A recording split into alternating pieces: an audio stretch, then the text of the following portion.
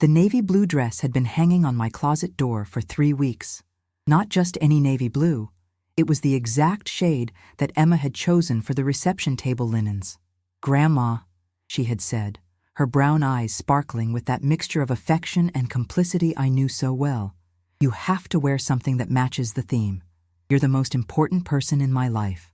At 68 years old, I had been through many graduations. As a former principal of Lincoln Elementary, I had watched hundreds of children grow and transform into young adults. But this one was different. This was Emma. I picked up the dress and felt the silky fabric between my fingers. I remembered buying this piece 3 years ago for my neighbor's son's high school graduation. At the time, I never imagined it would be the outfit I'd wear to see my own granddaughter, the girl I raised as my daughter, receive her diploma. 17 years. 17 years since Jennifer placed Emma, then only 6 months old, in my arms and said, "Just for a few weeks, Mom. Just until I get established in Los Angeles." A few weeks that turned into months. Months that turned into years. And years that turned into an entire lifetime. I walked to the dresser where I kept my jewelry and opened the middle drawer.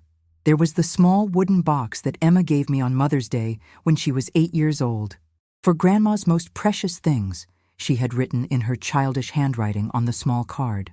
Inside the box, carefully stored, were all the little notes Emma had written me over the years. Some were for Mother's Day, others for birthdays, but many were just because little "I love you, Grandma" notes she would leave on my pillow or in my purse. I picked up one of the oldest, written when Emma was 10. "Dear Grandma, thank you for helping me with my math homework. Mommy doesn't know how to do division, but you know everything. You're my real mommy. Love, Emma." My heart tightened as it always did when I read those words. The phone rang, pulling me from my memories. It was Emma, her voice full of excitement. "Grandma, you won't believe it. Mom got Dr. Richardson, that famous cardiologist, to be the ceremony speaker. He's a friend of her husband's. Isn't that incredible?" I forced a smile, even though she couldn't see me. "How wonderful, dear. I'm sure it will be inspiring. And there's more. Mom organized a reception at the Hilton after the ceremony. She said she wants everything to be perfect for me. You know, Grandma, I know you two don't always get along, but she's really trying to be a good mother now." I closed my eyes. Emma had always been like this, seeing the best in people, even when they didn't deserve it. It was one of the qualities I was most proud of in her, but also one that worried me most. "Of course, my love. We just want you to be happy." "I am happy, Grandma, especially because you'll be there. You know none of this would be possible without you, right? You're my hero." After I hung up, I stood in front of my bedroom mirror. My gray hair was perfectly styled. I had gone to the salon the morning before. The wrinkles around my eyes told the story of 17 years of worries, joys, nights awake with fevers and nightmares, afternoons helping with homework, and thousands of small moments that built a life. It was I who was there when Emma took her first steps. I who took her to her first day of school. I who taught her how to ride a bike, how to tie her shoes, how to deal with mean boys at school. I who held her when she cried because Mommy couldn't come to the Christmas play, to the science fair, to middle school graduation. I picked up my purse and checked again that everything was there. The ticket for the ceremony, tissues because I knew I would cry, the camera to capture every moment, and the small gift box I had prepared for Emma, a necklace with a heart-shaped pendant that belonged to my mother. I took a deep breath. Today wasn't about me or about Jennifer. It was about Emma. It was about celebrating the extraordinary young woman she had become, despite everything. It was about being present, as I always had been, for the most important moment of her life so far. But deep in my heart, a small worry pulsed. Jennifer had arrived 3 weeks ago, taking control of everything, reorganizing plans that Emma and I had made together months earlier. She brought with her an air of authority that I didn't recognize, the air of someone who believed she had the right to be there. I looked once more in the mirror. "Margaret," I said to myself, "you raised this girl. You turned her into the incredible person she is today. Nothing can take that away from you." I picked up my keys and headed for the door. It was time to go see my granddaughter, my daughter of the heart, graduate. The school parking lot was packed, and it took me 15 minutes to find a space. As I walked toward the auditorium, I could see other grandmothers being escorted by their children and grandchildren, all dressed elegantly for the occasion. I smiled at some acquaintances, mothers of students I had met over Emma's years. Mrs. Stevens! The familiar voice made me turn. It was Sarah Mitchell, mother of Jake, Emma's best friend. "You must be so proud today." "More than I can express," I replied, feeling my chest fill with emotion. "Emma is such a special girl. Jake always says she's the smartest person he knows, and we all know that's thanks to you." Sarah paused, seeming hesitant. I must say it was a surprise to see that Jennifer came back. After all these years, before I could answer, I heard a familiar voice calling my name. "Margaret, over here." It was Jennifer, waving from across the courtyard. She looked stunning, as always. At 43, she maintained the same beauty she had always had: perfectly styled blonde hair, slender figure in a designer pink dress, and that smile that could win anyone over. Beside her stood Richard, her husband of 5 years. He looked uncomfortable, as if he'd rather be anywhere else. I had only met them twice before, at their wedding, to which I was invited only because Emma insisted, and last Christmas when they came for a 3-day visit that felt more like a photo shoot for Jennifer's Instagram. "You look beautiful." Jennifer hugged me with that performative embrace that never seemed genuine. "I love the dress. It matches the theme perfectly." "Emma helped me choose it," I replied, noticing how Jennifer immediately shifted the focus to herself. "Oh, speaking of Emma, did you see how radiant she looks today? I organized a professional photo session for her this morning. The photographer is the same one who does Richard's company events. It cost a fortune, but my daughter deserves the best." My daughter. The words echoed in my mind. Jennifer had this ability to claim ownership over moments she hadn't built, achievements she hadn't nurtured. "Where is Emma?" I asked, looking for the characteristic brown hair of my granddaughter. "She's getting ready with the other graduates, but don't worry, she knows you're here. By the way, I need to talk to you about the arrangements for the ceremony." Jennifer guided me to a more private corner of the courtyard, away from the crowd. Her expression changed, becoming more serious. "Margaret, I know you've been fundamental in raising Emma, and I'm grateful for that. But now that I'm back, I want to make sure everything is perfect for her. You understand, right?" I watched her carefully. "What exactly do you mean by everything is perfect?" "Well, for example, I reorganized the reception. I canceled that Italian restaurant you had chosen. No offense, but it wasn't appropriate for the type of guests who will be coming. The Hilton is much more suitable, and I invited some important people from Richard's circle, contacts that could be useful for Emma's future." I felt a tightness in my chest. Emma and I had spent weeks planning every detail of this celebration. She had specifically chosen Mama Rosa's because that's where we celebrated all her special occasions: birthdays, test approvals, small achievements. It was our place. Jennifer, Emma was very excited about the plans we made. "Oh, she'll understand. Children adapt quickly. The important thing is that she has the best." Jennifer paused, then continued in a tone that tried to be gentle but sounded condescending. "I also want to talk about the ceremony. There will be a moment for family members to speak about Emma. I, as her mother, will obviously give the main speech. But I thought you could say a few words too. You know, share some sweet memories from the years you spent taking care of her. Taking care of her. Not raising. Not being a mother. Taking care. As if I were a babysitter who had been hired for a temporary job." "I'd love to speak about Emma," I replied, keeping my voice controlled. "I have 17 years of memories to share." "Perfect. Just keep it brief, okay? We don't want the ceremony to run too long." Jennifer looked at her watch. "Oh, and one last thing. I made little introduction cards for the family, just to make sure there's no confusion about who is who." She handed me a small, elegant card. I read aloud: "Margaret Stevens, family caregiver." The world seemed to stop for a moment. Caregiver. After 17 years of being mother, grandmother, teacher, nurse, psychologist, and best friend to Emma, I was reduced to family caregiver. "Jennifer, I think there's a mistake." "Oh, there's no mistake. You know how these formal ceremonies are. It's important that everyone knows exactly what each person's role is. You were fundamental as support, and we want to recognize that appropriately." She smiled, but there was something in her eyes that told me this wasn't accidental. This was intentional. This was about establishing hierarchies, about putting each person in their appropriate place. "Well, I need to go check the final details with coordination. See you inside." Jennifer walked away, leaving me alone with the card in my hands. I looked at that small piece of paper that reduced 17 years of my life to a single word: caregiver. I took a deep breath, trying to control the mixture of anger and pain growing in my chest. But then I thought of Emma. I thought of her smile when she told me I was her hero. I thought of all the moments we built together, all the challenges we overcame, all the love we shared. Jennifer could try to rewrite history, but she couldn't erase the truth. And if necessary, I would be ready to remind everyone exactly what that truth was. The auditorium was magnificently decorated. White and gold flowers adorned the stage, and banners reading "Congratulations, Class of 2025" hung from the ceiling. I found my seat in the third row.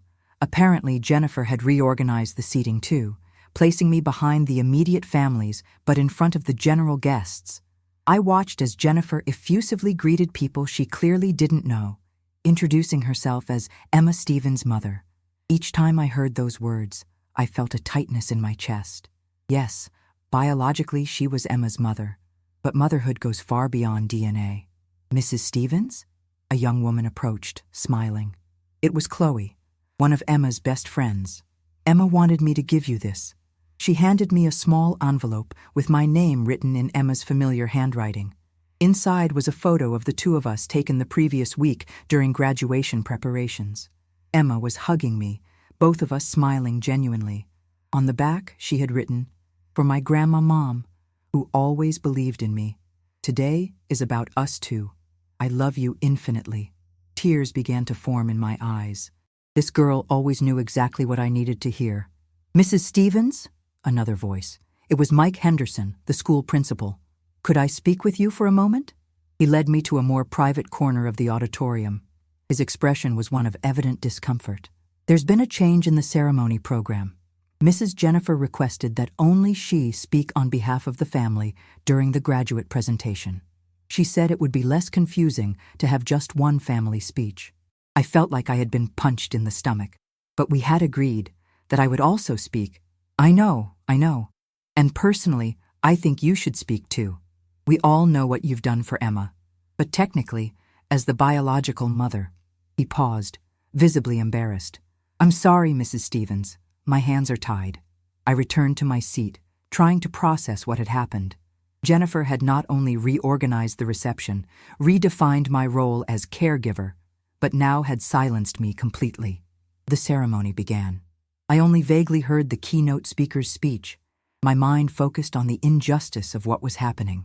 When they announced it was time to present the graduates, my heart began to beat faster. "It is with great pleasure that I present our family speaker, Jennifer Stevens Hamilton." Jennifer rose gracefully and walked toward the podium. She was radiant, confident, as if she had been born for that moment. She cleared her throat delicately and began to speak. "Good afternoon, families, friends, and educators. I am Jennifer Stevens Hamilton, and today is a very special day for me as a mother." She paused, allowing her words to resonate through the audience. "When I think about the journey that brought my daughter Emma here, I'm moved by everything we've accomplished together. Of course, there were challenges. My career took me away for some years, and I had to make difficult choices. But a mother's love for her daughter transcends distance and time." I watched her, incredulous. She was completely rewriting history, transforming abandonment into sacrifice, absence into transcendent love. During those years, I had wonderful help.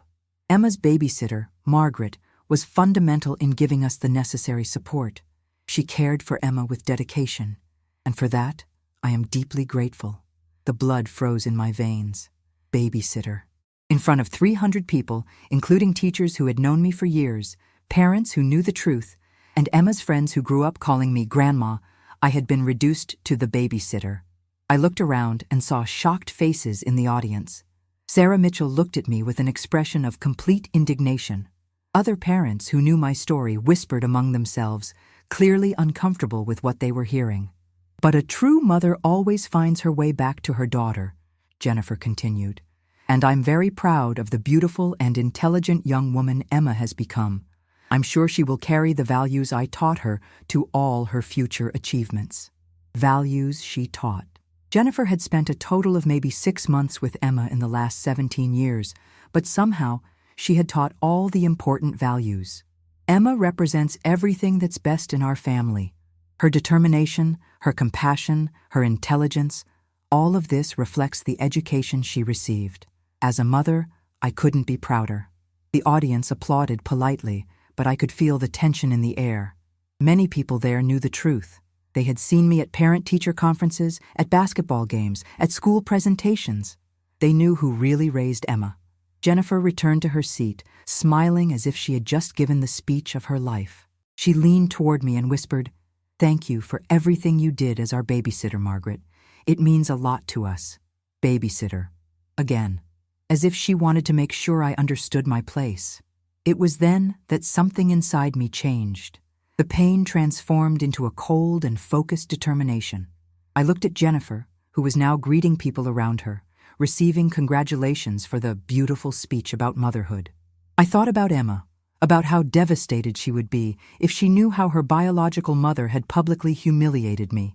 I thought about all the years I dedicated to raising an extraordinary young woman, only to be reduced to a domestic employee. But then I thought about something else. I thought about all the letters I had saved, all the documents that proved the truth, all the memories that Jennifer could never claim. And it was at that moment that I decided I wouldn't stay silent. Not today. Not after everything I had built with Emma. If Jennifer wanted to rewrite history, I would be ready to restore the truth.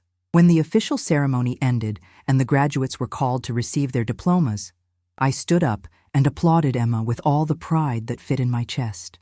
She looked absolutely radiant in her blue gown, the cap slightly crooked in a way that made me smile. Some things never change. When she received her diploma, our eyes met in the audience. Emma smiled and gave a small wave just for me, followed by a heart formed with her hands. It was our secret signal since she was little.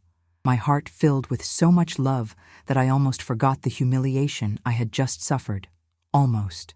During the reception in the school lobby, I watched Jennifer work the crowd like an experienced politician.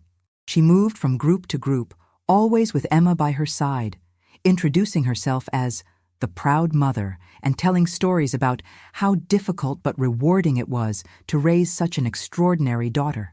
"Grandma!" Emma finally managed to break free from the crowd and ran toward me. She hugged me so tightly, she almost knocked me over. "Did you see? I did it! I graduated with honors!" "I saw, my love. I'm so proud of you." I held her face in my hands. "You were absolutely perfect." Mom's speech was beautiful, wasn't it? Emma was radiant, completely unaware of the tension I felt. She said you were fundamental as our babysitter. You must have felt so appreciated. Babysitter. Even Emma was now using that word. My heart broke a little more. "Emma, dear, we need to talk about—" "Emma!" Jennifer approached, interrupting us. "Come, there are some very important people I want you to meet. Dr. Richardson said he has contacts at Columbia that could be useful for your college applications." And so, Emma was taken away again, waving to me over her shoulder as Jennifer guided her to another group of important people. I stood alone in the corner of the lobby, watching the scene unfold. It was then that Evelyn Morrison, my former work colleague, approached. "Margaret, dear, are you okay? You look a bit tense." Evelyn had known me for over 20 years. She had been the vice principal when I was principal, and we had shared many conversations about the challenges of balancing career and family. "Evelyn, can I ask you a question? Did you hear Jennifer's speech?" I did, and I was horrified. Evelyn lowered her voice. "Babysitter? After everything you've done for Emma? Margaret, everyone knows you raised that girl. You were her mother in every way that matters. But she's the biological mother. Biology doesn't raise children, Margaret. Love does. Presence does. Sacrifice does. And you did all of that." Evelyn held my arm. "You can't let that woman rewrite history like this. Her words echoed in my mind as I drove home after the reception. The party at the Hilton would be only for immediate family and special guests, and apparently, as the babysitter, I didn't qualify for either category. At home, I went straight up to my room and opened my home office closet. There, in a meticulously organized box, were 17 years of documentation. They weren't just memories, they were proof. I took the first folder, medical documents, all the pediatric appointments, all the vaccinations, all the emergencies. My name as the primary contact, my signature authorizing treatments. Jennifer had signed the initial papers when Emma was a baby, but after that, nothing. The second folder, school documents. Progress reports, enrollment forms, field trip authorizations. 17 years of my handwriting, my signature, my phone number as the emergency contact. The third folder, financial. Receipts for clothes, shoes, school supplies, piano lessons, summer camps. Everything paid with my money. Everything in my name. Jennifer sent an occasional check in the beginning, but that stopped when Emma was 3. And then, the folder that broke my heart the most, the letters. Letters that Emma wrote to the mother who never answered. Mother's Day cards addressed to Mommy Jennifer that came back without response. Emails that Emma asked me to send, asking when her mother would come visit her. But there were also the other letters, those that Emma wrote to me. Thousands of little notes over the years. Thank you for taking care of me when I was sick. You're the best mother in the world. I hope to be like you when I grow up. I sat on the bed, surrounded by 17 years of evidence of a shared life, of unconditional love, of complete dedication. Jennifer might have given birth to Emma, but I had raised her. I had shaped every aspect of who she became. My phone rang. It was Emma. Grandma, did you get home safely? I missed you at the party. I got home fine, dear. How was the reception? It was beautiful. Mom organized everything perfectly, but Emma hesitated. You seemed a little sad today. Is everything okay?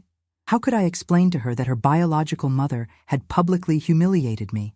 How could I tell her I was reduced to a domestic employee after dedicating my entire life to her? I'm fine, Emma. Just a little tired. Grandma, I want you to know that nothing that happened today would be possible without you. You know that, right? You're the most important person in my life. After I hung up, I looked again at all the evidence spread around me. Jennifer had won the first round, but that didn't mean the game was over. I thought about what Evelyn had said. You can't let that woman rewrite history like this. She was right. 17 years of love, sacrifice, and dedication couldn't be erased by a well-rehearsed speech. Emma deserved to know the truth. She deserved to understand who had really been there for her during all those years. And if Jennifer wanted to establish who was who in Emma's life, maybe it was time to do exactly that. With complete clarity of purpose, I began organizing specific documents. Not all of them. That would be cruel to Emma, but enough to make it clear that motherhood isn't defined by biology, but by the choices we make every day.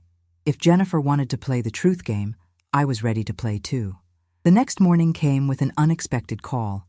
It was Emma, and her voice sounded different, more mature, more serious. Grandma, I need to talk to you. Can I come over? Of course, dear. Is everything okay? I need to understand some things. While waiting for Emma to arrive, I carefully organized the documents I had selected the night before. I didn't want to overwhelm her, but she deserved to know the truth, especially after being inadvertently used to humiliate me. Emma arrived 20 minutes later, still in pajamas, with slightly red eyes. She threw herself on the living room sofa and looked at me with an expression I hadn't seen in years. The same one she made when she was little and knew something was wrong, but couldn't identify what. Grandma, some people talked to me yesterday at the party. Things about you being called a babysitter. She paused, the words clearly difficult to say. I know you're not a babysitter. You're my grandmother. But some people seem to think there was something more. I took a deep breath. It was the moment I had both feared and hoped for, simultaneously, for 17 years. Emma, dear, what do you remember about when you were little? About your mother? I remember that Mom worked very far away. She would call sometimes, send birthday presents. You always said she was busy building a career so she could give us a better life. Emma studied me carefully. Why are you asking this? I got up and took the first folder, the one with the letters Emma had written when she was little. Sitting next to her on the sofa, I opened to the first letter, dated when she was 7 years old. "Do you remember writing this?" Emma took the letter and read aloud, "Dear Mommy, please come see me. I miss you. Grandma said you're very busy, but I promise I'll be well behaved. Love, Emma." She looked at me, confused. "I wrote this?" "You wrote many letters like this. Always asking when your mother would come visit you. Always promising to be a good girl so she would want to stay."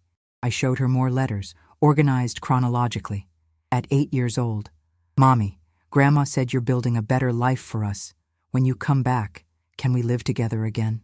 At 10 years old, "Mommy, why don't you ever answer my letters? Grandma says to be patient, but sometimes I think you don't love me." Tears began rolling down Emma's face as she read her own childhood words.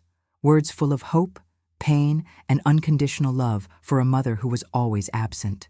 "I don't remember writing these things," she whispered.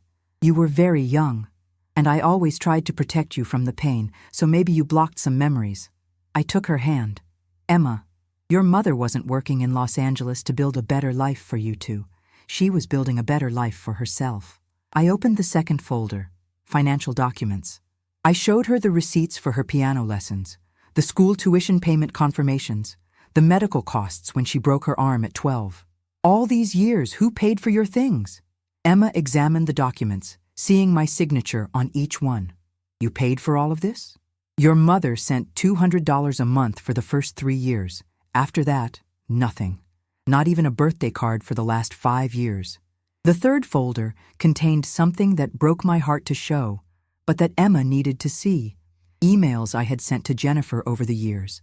Updates about Emma's school progress, photos from school presentations, desperate pleas for her to call her daughter on important dates.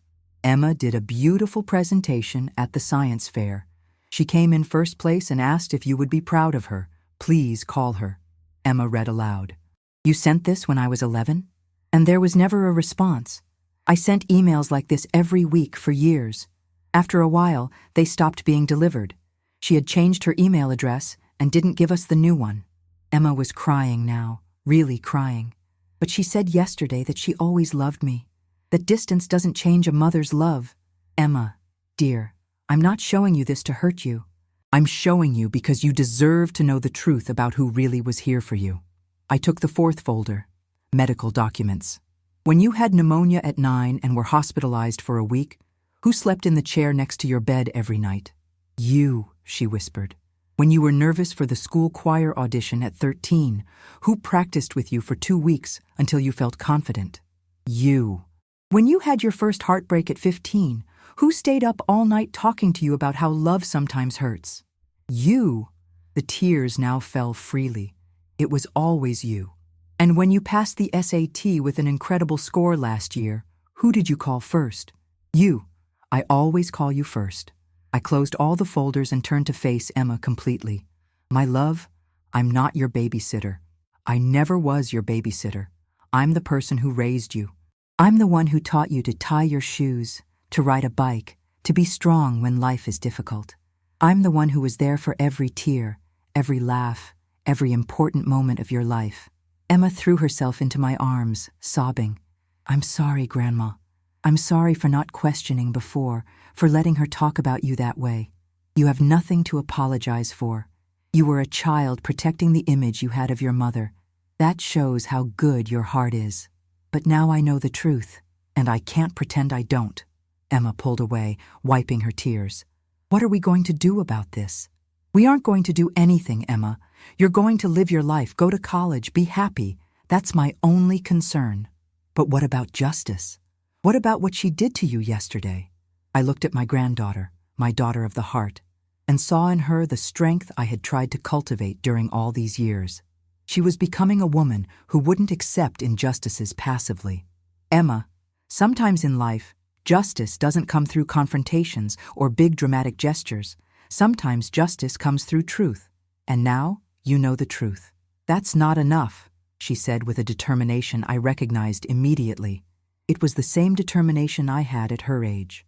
"Mom can't continue pretending she was the one who raised me. It's not fair to you, and it's not honest with me. That afternoon, after Emma went home, I sat again in my office. But this time, I wasn't alone with my pain and anger. Now Emma knew the truth, and that changed everything. I thought about what she had said, that the truth wasn't enough, that there needed to be justice. And for the first time since yesterday's humiliation, I began to consider that maybe she was right. But what kind of justice would be appropriate? Not revenge. That wasn't who I was.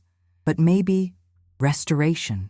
Maybe a moment where the truth could be heard, where my role in Emma's life could be recognized, where the difference between raising a child and simply giving birth could be clearly established.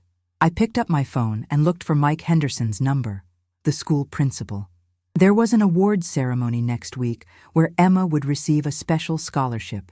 Jennifer would certainly be there, ready for another performance about how she raised such an exceptional daughter. Maybe it was time for Emma and me to tell our own version of the story. The phone rang at 7 in the morning. It was Mike Henderson returning my call from the day before. "Mrs. Stevens, I got your message. You'd like to speak at Emma's awards ceremony?" "If possible, Mike. I know it might seem unusual, but there are some things that need to be said." There was a pause on the other end of the line. Mike Henderson was a fair man who had known me for years. He had seen my dedication to Emma and knew the truth about our family situation. To be honest, Margaret, many people were uncomfortable with what happened at graduation. Jennifer's speech was, well, questionable. "If you want to speak, I can arrange a moment." "Thank you, Mike. And there's one more thing. I'd like it to be a surprise. Could you just announce that there will be a special speech about Emma?" "Sure, leave it to me." After hanging up, I began working on what would be not just a speech, but a declaration of love and truth that Emma deserved to hear and that Jennifer needed to face. 3 days later, Emma came to visit me again. This time, she seemed more determined, more focused. "Grandma, I've been thinking a lot about our conversation, and I've decided something. I want people to know the truth about who you are to me." "Emma, no, let me finish." She sat in front of me, her eyes shining with an intensity I rarely saw. "My whole life, I let Mom take credit for things she didn't do. Not because I didn't know better deep in my heart, but because it was easier.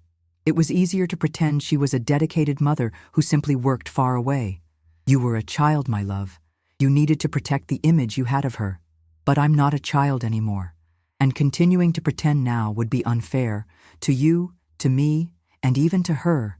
She needs to understand that she can't simply show up and claim a life she didn't build."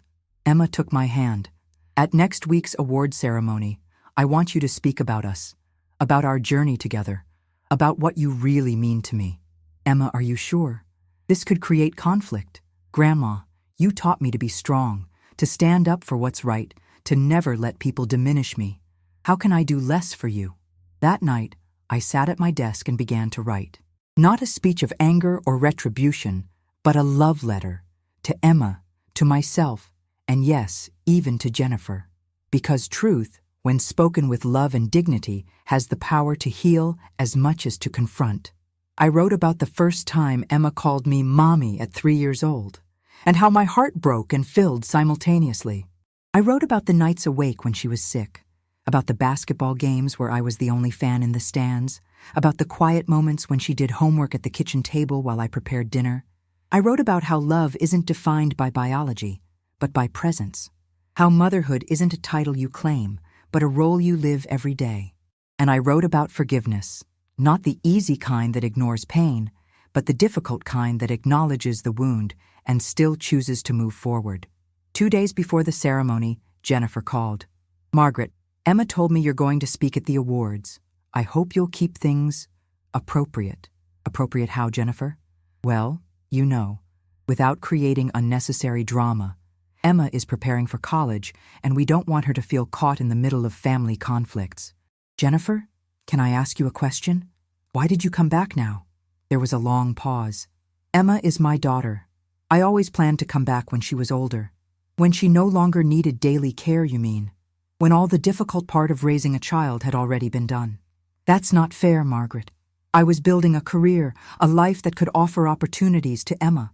You were building a life for yourself, Jennifer, and that's fine. But don't rewrite history now.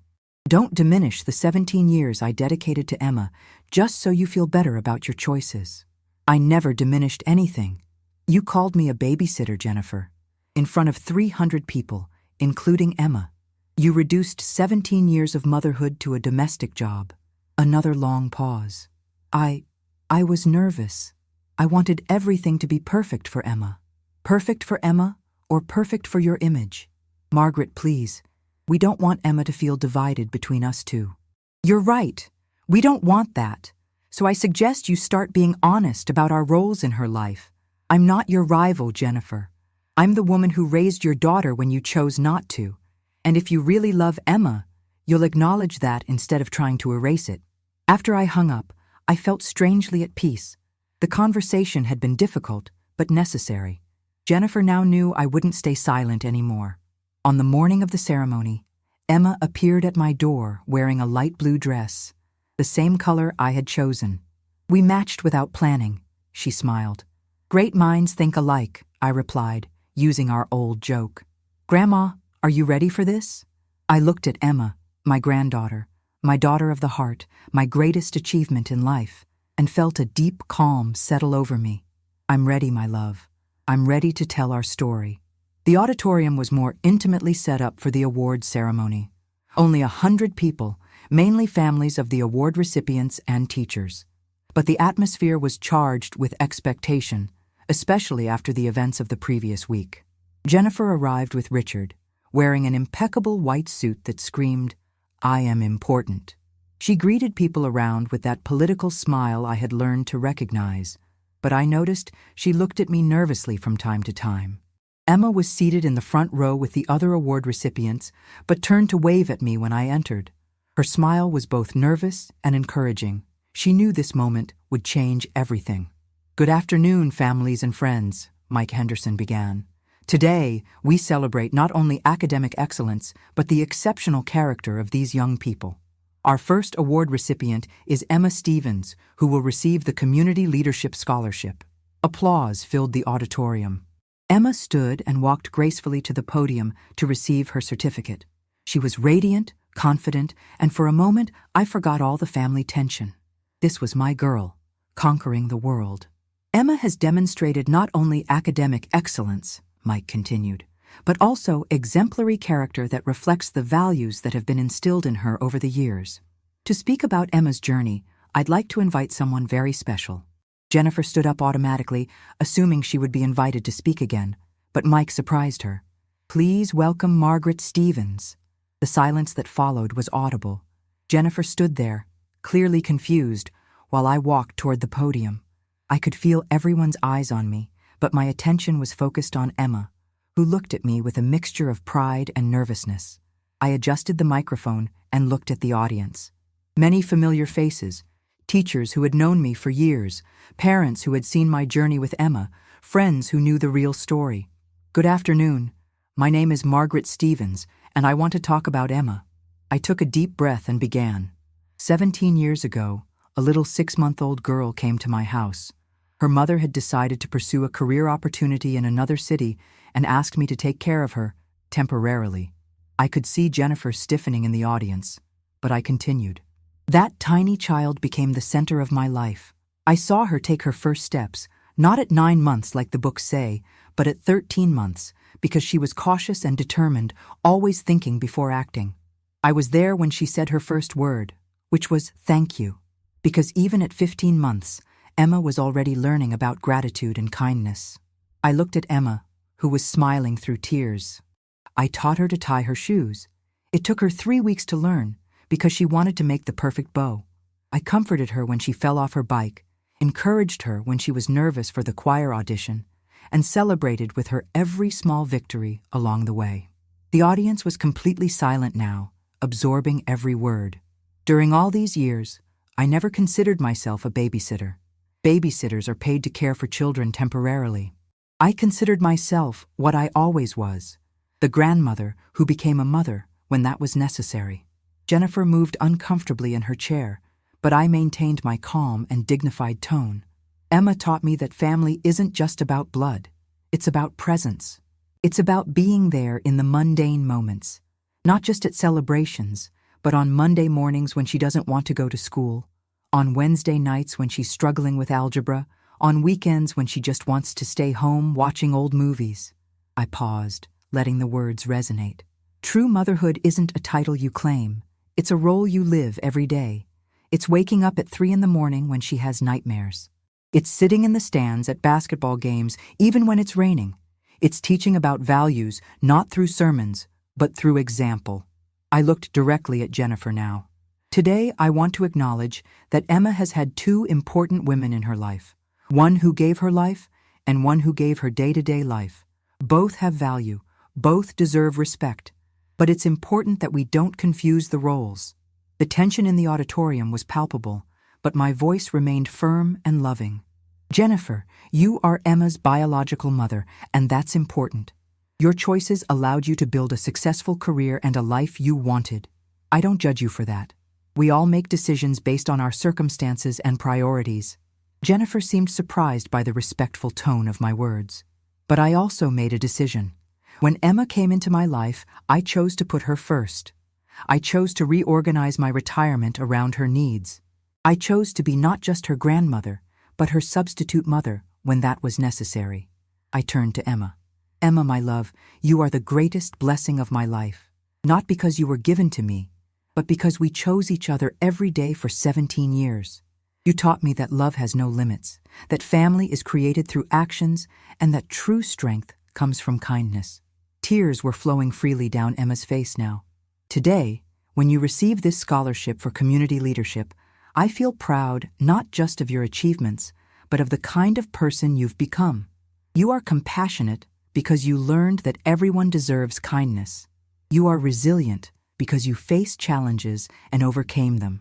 You are grateful because you understand that everything in life is a gift. I looked at the audience one last time.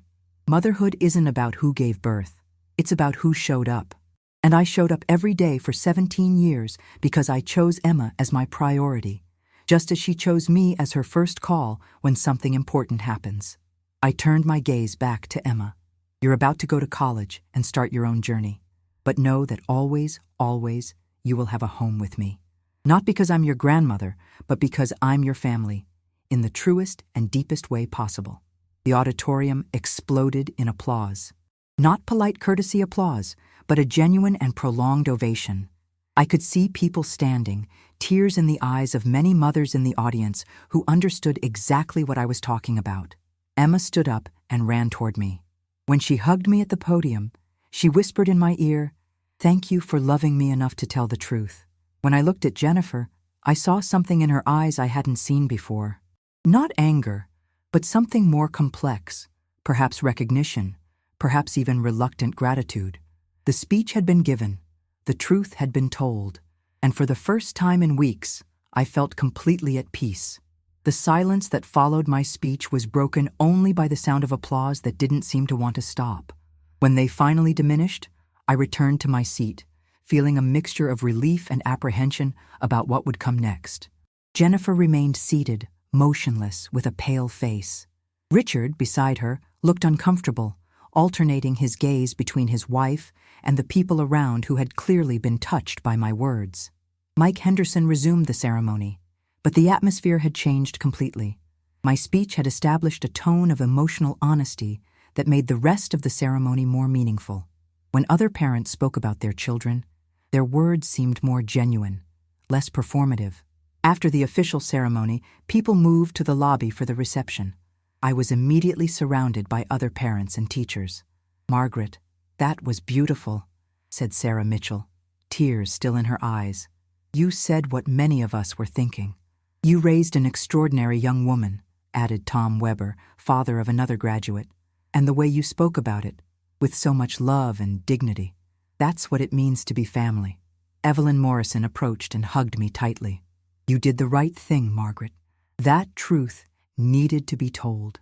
But I couldn't take my eyes off Emma, who was on the other side of the room being congratulated for her scholarship.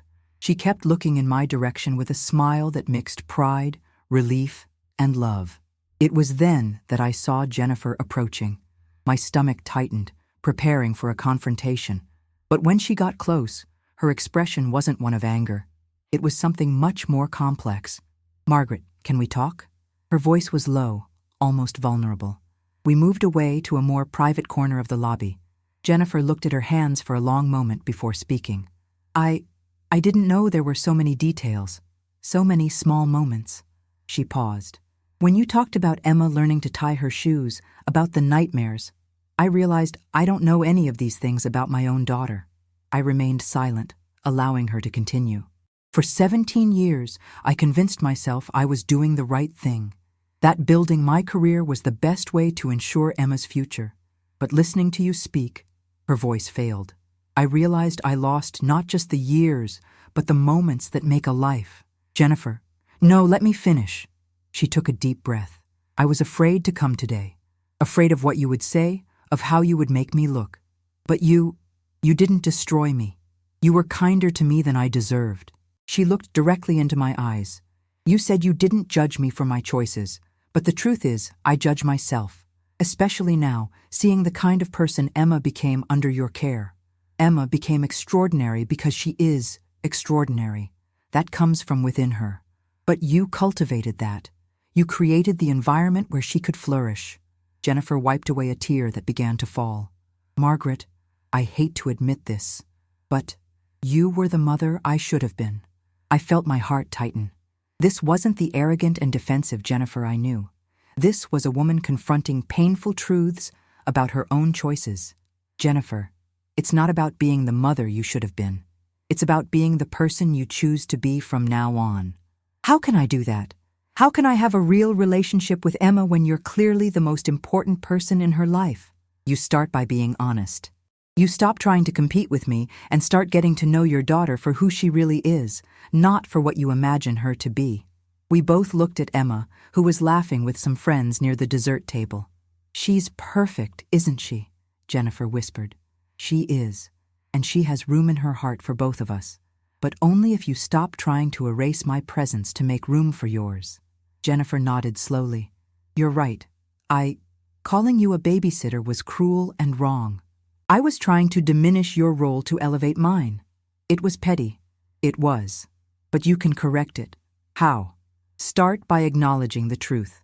With Emma, with me, and with yourself." At that moment, Emma approached us, her expression cautious. She had clearly noticed we were having a serious conversation. "Is everything okay here?"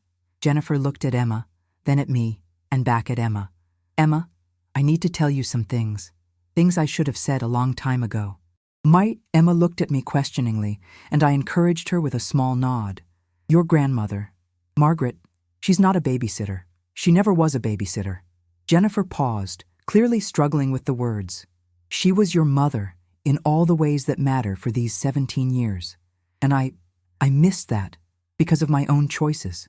Emma seemed surprised by her mother's sudden honesty. "I thought I could come back and simply assume a role I never really occupied. But that's not fair to you, and it's certainly not fair to Margaret." Jennifer took a deep breath. "I'd like to try to build a real relationship with you, Emma. Not based on fantasies about who I was as a mother, but on who I can be as a person in your life, if you'll let me." Emma looked between us both, processing this dramatic change in family dynamics. "I'd like that, Mom. But," she looked at me, "nothing can change what Grandma means to me. She's my mother of the heart." "I know," Jennifer said softly, "and I don't want to change that. I just want to find my own place." Watching the two most important women in Emma's life trying to navigate this new territory, I felt a mixture of hope and maternal protectiveness. Emma was strong enough to handle this, but I would be there to support her. "Emma," I said, "you have room in your heart for all the people who love you. It's not a competition." Emma hugged us both simultaneously, creating an awkward but sincere circle of 3 generations trying to figure out how to be a family. "Thank you for finally telling the truth," Emma whispered. "Both of you."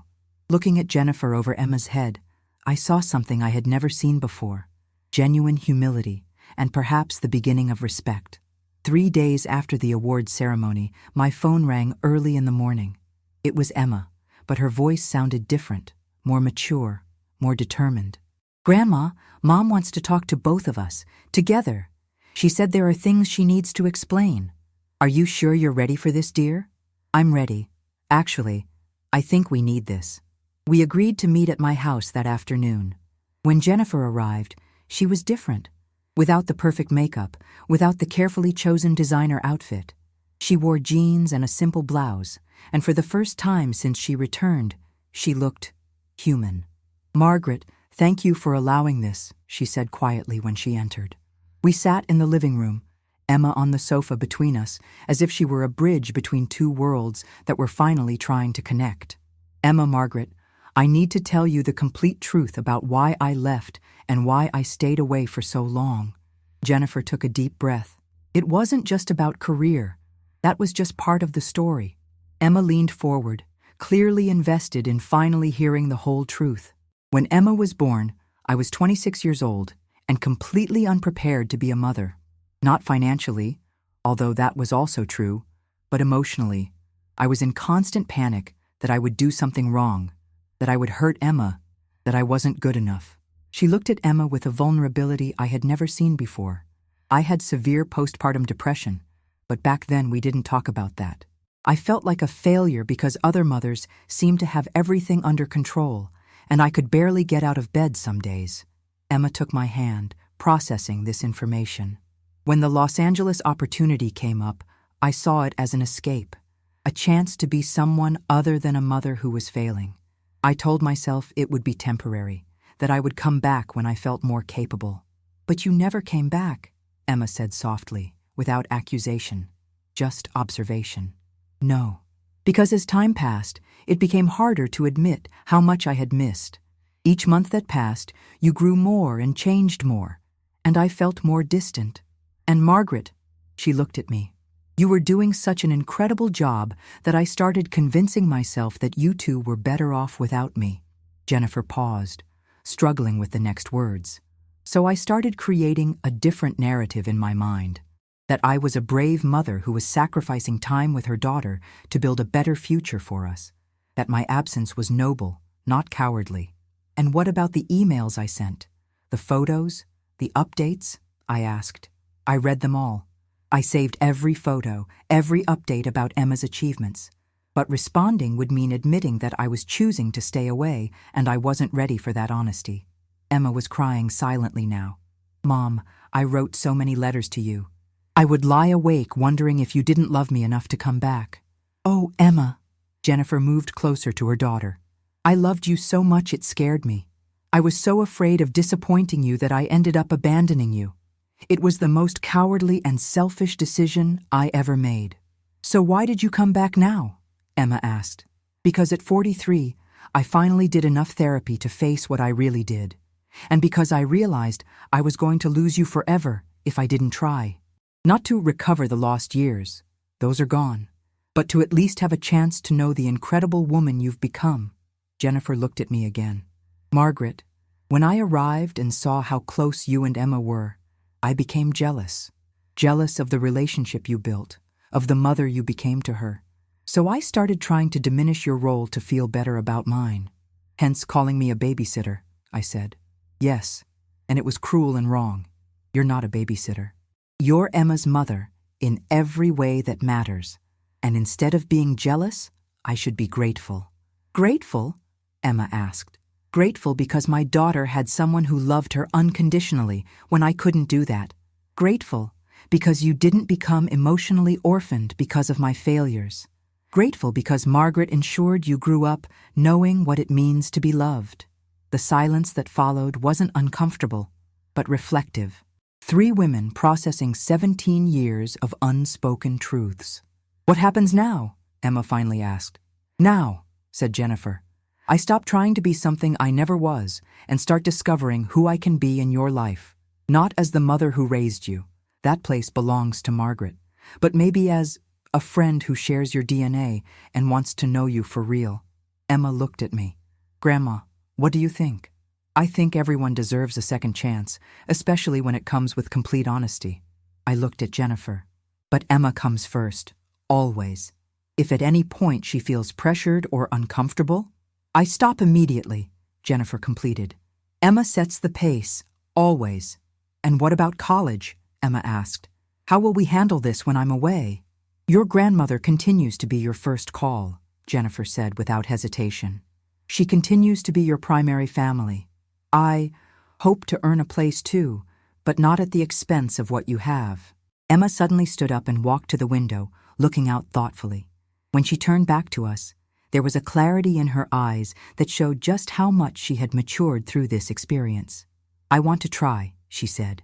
I want to know who you really are, Mom, not the idealized version I created in my mind, not the performative version you presented at graduation, but you, the real person. She looked at me. And Grandma, you will always be my mother of the heart. Nothing changes that, ever. But, Emma continued, I also want both of you to stop competing for me. I want you to find a way to coexist in my life without me feeling like I'm betraying one by relating to the other. Jennifer and I looked at each other. Emma was right. We both needed to find a new dynamic that put her well-being first. Can I suggest something? Jennifer said hesitantly. Margaret, would you allow me to learn from you? About who Emma is, what she likes, how to support her better? The question surprised me with its humility. This was a Jennifer I had never known. Of course, I replied. If Emma is comfortable with that.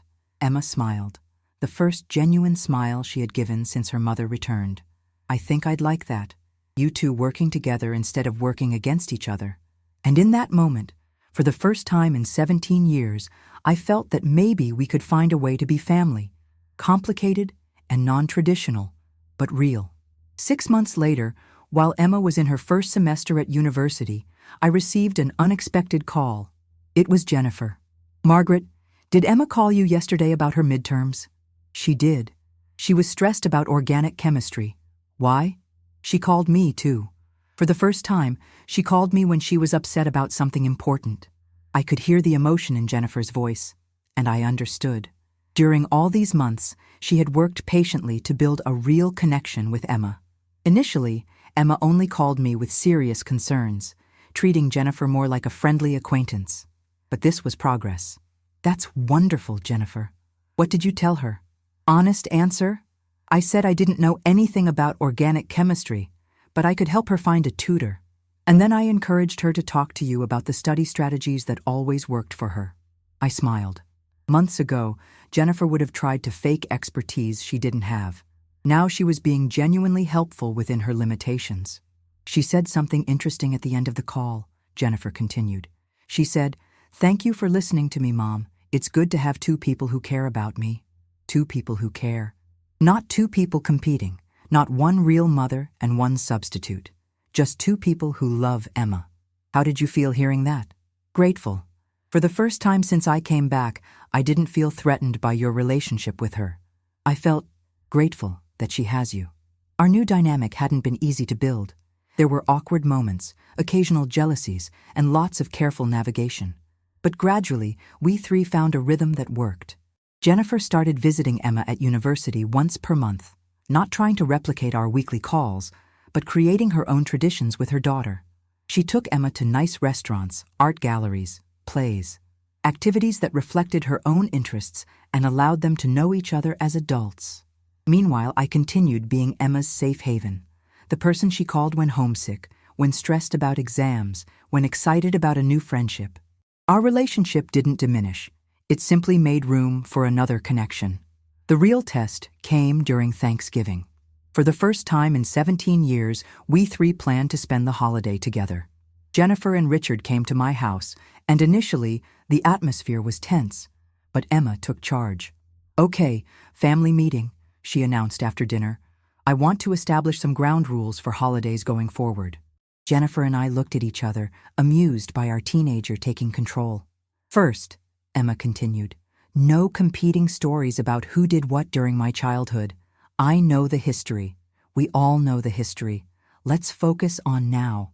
Second, both of you get to give input about big decisions in my life, but final decisions are mine. No trying to influence me against the other person. Third, I want to create new traditions that include all of us, but I also want to maintain some old traditions with just Grandma. Those are important to me." Jennifer nodded immediately. "Those sound like excellent rules." "And Jennifer," Emma continued, "I appreciate you letting me call Margaret Grandma without trying to change it. That means a lot." "Of course. That's who she is to you. And Margaret, Emma looked at me. I appreciate you giving Mom a real chance to build something with me. I know it wasn't easy. After Jennifer and Richard left that weekend, Emma and I were cleaning up in the kitchen. How do you think it went? She asked. I think it went well. Your mother seems genuinely committed to respecting our relationship. She's different now. More honest, I guess. Less trying to impress me and more trying to know me. Emma paused, thinking. You know what I realized? I spent so many years building up this fantasy version of her in my mind, the perfect mother who was just temporarily away. And then when she came back, I had to grieve that fantasy version before I could know the real person. Her insight impressed me. And now? Now I like the real person better.